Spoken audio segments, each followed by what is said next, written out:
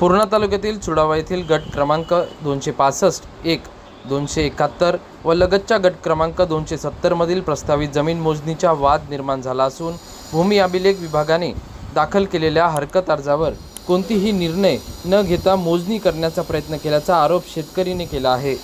शेतकरी या विरोधात आक्रमक झाले असून प्रशासनाला या अगोदर निवेदन देण्यात आले होते। याविषयी निर्णय प्रलंबित असताना 21 जुलै रोजी करण्यात आलेल्या मोजणी ही बेकायदेशीर असल्याचा आरोप शेतकऱ्यांकडून करण्यात आला आहे। हरकतीचा निर्णय न घेता मोजणी करण्यात आली आहे आणि त्यामुळे सक्षम न्यायालयात तसेच वरिष्ठ महसूल भूमी अभिलेख अधिकाऱ्याकडे या प्रकरणात दाद मागणार असल्याचे देखील चेतन देसाई यांनी सांगितले आहे। प्रतिनिधी रियाज कुरेशी, DLP न्यूज, परभणी। हां साहेब, तुमचं नाव काय? माझं नाव चेतन चिंतामणराव देसाई। मी राहणार चुडावा आणि माझी शेती चुडाव्याला आहे।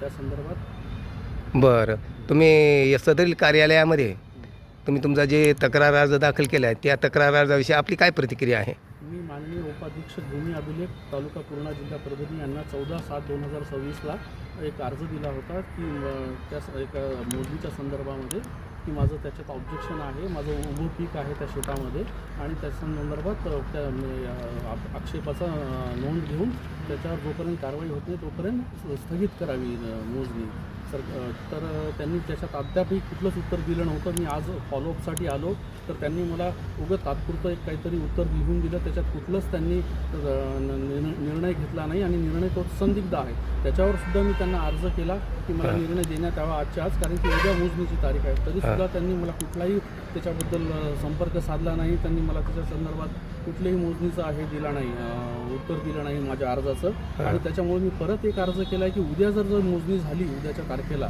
तर ती मोजणी बेकायदेशीर आहे असं ग्राह्य धरण्यात यावं आणि आमचा त्या मोजणीशी काही संबंध नाही। त्यांनी आम्हाला कुठल्याही प्रकारच्या नोटिसेस पाठवल्या नाही आहेत। आम्ही भागधारक आहोत, त्याचे शेजारी आहोत त्या गटाचे, 270 गटाचे। मी चेतन चिंतामणराव देसाई आणि मधुरा चेतन आहे माझी मोठी बहीण। तर त्या संदर्भात त्यांनी काहीही कुठलीही ॲक्शन घेतली नसल्यामुळे मला हा अर्ज मी आज दोन्ही ठिकाणी दोन्ही अर्ज मी आज इनवर्ड केलेले आहेत।